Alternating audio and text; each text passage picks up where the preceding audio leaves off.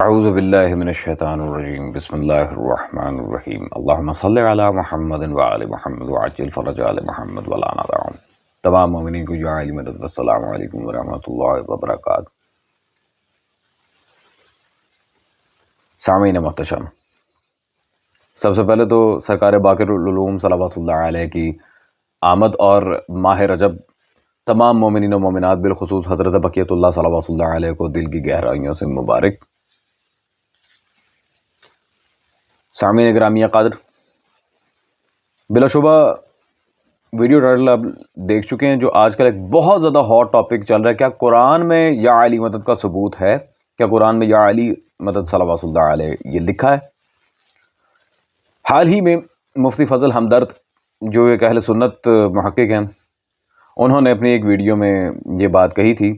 تو اس پہ منگول جی علمی صاحب پھر سیخ پا ہو گئے. تو آئیں پھکی مین صاحب کو پھکیاں دیں. وقت ہے کہ بغیر چلتے ہیں ہم اس نام نہاد بندر کی ویڈیو کی طرف، اور اس میں پھر ان حضرت نے جو ڈرامے بازیاں کی ہیں، جو آیتیں غلط پڑھی ہیں باقاعدہ، اور طرح طرح کی بکواسات، وہ آپ دیکھیں. اس کے بعد انشاءاللہ تبارک و تعالیٰ اس کا آج مولا کے فضل و کرم سے پورا مکو ٹھاپ کے جائیں گے آپ کے سامنے.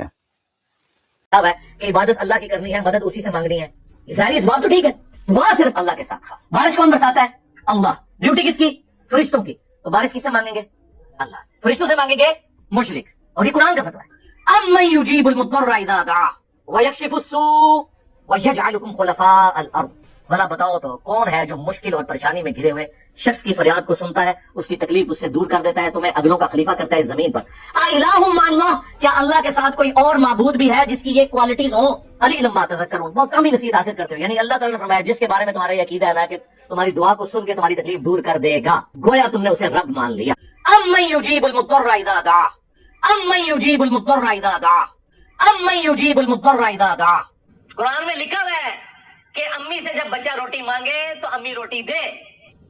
قرآن میں لکھا ہوا ہے کہ امی سے جب بچہ روٹی مانگے تو امی روٹی دے. قرآن میں لکھا ہوا ہے کہ امی سے جب بچہ روٹی مانگے تو امی روٹی دے. جی سامعین گرامی قادر، سب سے پہلی بات تو یہ ہے کہ یہ بار بار وہی بکواس کرنا یا علی مدد نعوذ باللہ من ذالک شرک ہے. یہ ہم نے درجنوں دفعہ اس بندے کو اور اس کے چیلے چپاٹوں کو یہی بات کہی ہے کہ اگر تو یہ نعوذ باللہ من ذالک شرک ہے تو پہلے تو کفر و شرک کی تعریف کرو، اس کے بعد شرک کی اس قسم کا تعین کرو جس سے پتہ چلے کہ یہ کون سی قسم کا شرک ہے. شرک فی الذات ہے، فی الصفات ہے، فی الامور ہے. کس قسم کا شرک ہے؟ شرک کی کوئی ایک قسم ہے؟ شرک کی اس قسم کا تعین کرو، اس کے بعد آگے بات چلے گی. اور پھر سامعین گرامی قدر، اس کو یہ جو ڈرامہ اس نے پکڑا ہوا ایاک نعبد و ایاک نستعین، وہ سورہ فاتحہ کی آیت ہے، درجنوں دفعہ اس پر بھی ہم نے کہا ہے کہ اس میں ایاک نستعین میں دلالت حصری کہاں سے پیدا کر رہے ہو؟ یہ نستعین میں کہاں سے دلالت حصری کا کیا ثبوت ہے تمہارے پاس؟ کیا یہ کلمہ حصر ہے کہ صرف اور صرف اللہ سے مدد؟ جب دلالت حصری ہے ہی نہیں اس میں تو پھر صرف اللہ سے مدد، یہ جہالت کہاں سے آئی؟ یہ میں دکھاتا ہوں سامعین گرامی قدر. پاکستان کی ہسٹری میں ایک مشہور زمانہ وابی دہشت گرد گزرا ہے، اب تو فنار ہو چکا ہے، احسان الہی ظہیر. اس کی یہ کتاب میرے پاس اس وقت موجود ہے، خطبات توحید. اس میں صفحہ نمبر 22 پہ اس نے سب سے پہلے پاکستان میں اس نے بکواس کی تھی، اللہ نہ تیرے سوا کسی کے سامنے جھکنا جائز ہے، نہ تیرے سوا مدد مانگنی، تیرے سوا مدد مانگنا جائز نہیں ہے. اچھا، سب سے پہلے اس نے یہ شڑول پھینکی تھی اپنی کتاب میں. اور سامعین گرامی قدر، اسی طرح منگول جیرمی جس کتاب کے بارے میں کہتا ہے کہ وہ 24 کیرٹ سونا ہے، یہ ابن عبد الوہاب نجدی کی کتاب التوحید میرے پاس موجود ہے، مطبوعہ دارالسلام. اس میں صفحہ نمبر 168 پہ اس کی ذرا توحید دکھاتا ہوں. ابن ابی حاتم نے قتادہ سے صحیح سند کے ساتھ بیان کیا ہے. وہ اس آیت کے متعلق فرماتے ہیں کہ آدم و حوا علیہ السلام نے شیطان کا صرف کہا مانا تو اس کی عبادت نہیں کی تھی، یعنی ان کا یہ شرک فی الطاعت تھا. لا حول ولا قوت الا باللہ، نقل کفر نہ باشد، استغفر اللہ. سامعین گرامی قادر، پوچھیں جا کے اس پھکی مین سے، نبی مشرک ہے نعوذ باللہ من ذالک، یہ ہے تمہاری توحید، یہ ہے تمہارا 24 کیرٹ سونا جس میں اللہ کی سب سے پہلی حجت، اللہ کے سب سے پہلے نبی ابو البشر جناب آدم سلام اللہ تعالی علیہ کو، خلیفۃ اللہ فی الارض کو نعوذ باللہ من ذالک تم نے مشرک کہا ہے. اور صحیح سند کے ساتھ یہ تمہاری توحید، لا حول ولا قوت الا باللہ۔ آگے چلتے ہیں سامعین گرامی قدر۔ سب سے پہلی اور مزے کی بات تو یہ ہے کہ اگر کوئی قرآن پڑھ کے اس کے صرف ظواہر پہ عمل کر کے، یہ ایک جاہل کا طریقہ ہے جس نے سب سے پہلے رسول صلی اللہ علیہ وسلم سے بدتمیزی کی تھی، اس گوار کے طریقے پہ پھر سارے چل پڑے، قرآن کے ظواہر پہ عمل کر کے سارا بیڑا غرق کر دیتے ہیں۔ نہ اصول تفسیر کے مطابق استدلال، عبارت النص، دلالت النص، اشارت النص و اقتضاء النص، نہ نصوص کی اقسام قطعی، خفی، معرض، یہ اس طرح کی کسی بھی چیز میں نہیں پڑھتے، اور نہ ہی ان لوگوں کو قرآن و حدیث سے استدلال کے قواعد پتہ ہیں، نہ آیت کا شان نزول، نہ نحوی ترکیب، نہ اس آیت کے لحاظ سے رسالت پناہ صلی اللہ علیہ وسلم کی گئی تفسیر، نہ روایات، نہ قصص، نہ معنی۔ یہ اس طرح قرآن سمجھو گے؟ الغرض جو قرآن اس طرح ان تمام چیزوں کو دیکھے بغیر، رولز اور ریگولیشنز کو نعوذ باللہ من ذالک پسے پشت ڈال کے قرآن پڑھ کے دوسرے لوگوں کو شرک سے اعتباط کرے، ان پہ مشرک ہونے کا فتویٰ لگائے، اس کے بارے میں آئے ذرا ایک حدیث میں آپ کو سنا دوں۔ یہ اس وقت سامعین گرامی قدر جلد نمبر اول میرے پاس موجود ہے، صحیح ابن حبان، اور اس میں صفحہ نمبر 252 پر حدیث نمبر 81 ہے، جناب حذیفہ سے مروی ہے صحیح سند کے ساتھ۔ روایت کہ نبی اکرم صلی اللہ علیہ وسلم نے ارشاد فرمایا، مجھے تم لوگوں کے بارے میں یہ اندیشہ ہے کہ ایک شخص قرآن کا علم حاصل کرے گا یہاں تک کہ جب اس کا قرآن کا عالم ہونا معروف ہو جائے گا اور وہ شخص اسلام کا محافظ ہوگا تو وہ جو اللہ کو منظور ہوگا وہ اس میں کوئی تبدیلی کرے گا، وہ اس سے کھسک جائے گا اور اسے اپنی پشت کے پیچھے رکھ دے گا، وہ اپنے پڑوسی کے پیچھے تلوار لے کر دوڑے گا اور اس پر شرک کا الزام عائد کرے گا۔ راوی بیان کرتے ہیں یعنی کہ جناب حذیفہ سلام اللہ علیہ، میں نے عرض کی ہے اللہ کے نبی صلی اللہ علیہ وسلم، ان میں سے کون مشرک ہونے کے زیادہ قریب ہوگا جس پر الزام عائد کیا گیا، یا وہ شخص جو الزام عائد کر رہا ہے؟ آپ نے فرمایا جو الزام عائد کر رہا ہے، جو الزام لگا رہا ہے وہ مشرک ہے، جس نے قرآن پڑھ کے دوسروں پہ شرک کے فتوے لگائے ہیں وہ مشرک ہے۔ اللہ اکبر۔ سامعین گرامی قدر، ہم تو الحمدللہ جب بھی ہم نے قرآن کی آیت پڑھی ہے، اگر سنی تفسیر سے جواب دیے شیعہ تو شیعہ تفسیر دکھائی ہیں، ہم نے اپنے پاس سے کبھی تفسیر نہیں کی، کیونکہ تفسیر بھی رہا ہے ہی کفر۔ ما امن بی من فسر برائے کلامی، جس نے اپنے پاس سے قرآن کی تفسیر کی وہ کافر ہے، اس نے کفر کیا۔ یہ حدیث قدسی الہی ہے، شیعہ سنی دونوں کے یہاں موجود۔ من فسر برائے، جس نے اپنے پاس سے قرآن کی تفسیر کی اس نے کفر کیا، تم اللہ کے منکر ہو۔ خیر، تو ایاک نستعین والا مسئلہ بھی یہاں پہ حل ہو گیا، اور الحمدللہ یہ شرک کے جو فتوے گاڑ رہا ہے وہ بھی یہاں حل ہوئے۔ اب سامعین گرامی قدر ہم چلتے ہیں جی حضرت کی اگلی دلیل کی طرف، اور وہ کیا تھی؟ سورہ نمل میں اللہ تبارک و تعالی نے ارشاد فرمایا، بسم اللہ الرحمن الرحیم، آیت نمبر 62 میں، امن یجیب المضطر اذا دعاہ ویکشف السوء ویجعلکم خلفاء الارض الہ مع اللہ، یہ والی آیت ہے، قلیلا ما تذکرون۔ سامعین گرامی قدر، اس آیت کے اندر پہلی بات تو یہ ہے کہ منگول جیلمی نے درجنوں دفعہ یہ آیت اپنی ویڈیوز میں غلط پڑھی ہے۔ امن یجیب المضطر کو مضرع، جیسے کہ ہم نے ویڈیو میں واضح کیا آپ کے سامنے، مضرع، اذا دعاہ کو دعا وقف کر دیتا ہے، دعاہو نہیں پڑھتا۔ اور تیسری بات وَيَجْعَلُكُمْ خُلَفَاءَ الْأَرْضِ، سامعین گرامی قدر یہ بہت ٹائٹ قسم کا پوائنٹ ہے یہاں پہ، یجعلکم خلفاء الارض۔ سب سے پہلی بات اللہ کیا کہہ رہے ہیں؟ میں تمہیں زمین پر خلیفہ نامزد کروں گا، میں تمہیں زمینی خلافت دوں گا۔ سب سے پہلے تو خلافت منصوص من اللہ کا عقیدہ اس آیت پہ، اگر اس آیت سے استدلال کرنا ہے تو پوری پڑھ۔ اب کیا ہوا؟ ہو گئی خلافت منصوص من اللہ ثابت۔ کیا پھر جن لوگوں کو تم خلیفہ مانتے ہو ان کے خلیفہ ہونے پہ کوئی نص نہیں ہے تو پھر ان کی خلافت ہی فارغ ہے؟ چلو پہلی بات تو اب اسی کا ڈائلاگ میں بولوں گا، آیا نا داڑ تھلے، یہیں پہ سب سے پہلے تو پکڑا گیا ہے۔ کیا خلافت باطل ہے؟ وہ تحفہ سنا شریعہ میں شاہ عبد العزیز نے لکھا بھی ہے بقدر بہتر، لیکن چلو بہرحال ایتھے ہی پڑھیا گیا ہیں الحمدللہ۔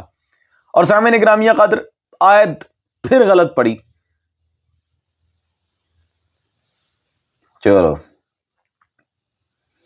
اور سب سے مزے کی بات تو یہ ہے کہ یہ آیت اہل اسلام پہ فٹ آ ہی نہیں سکتی، کیونکہ میں نے پہلے ہی عرض کیا تھا آیت کے لیے سب سے پہلے دیکھنا پڑتا ہے شان نزول. کوئی شان نزول کا اگر منکر ہے کہ نہیں دیکھنے کی ضرورت نہیں ہے، جو دل کیا معاذ اللہ وہ تفسیر کر دو تو یہ کفر ہے.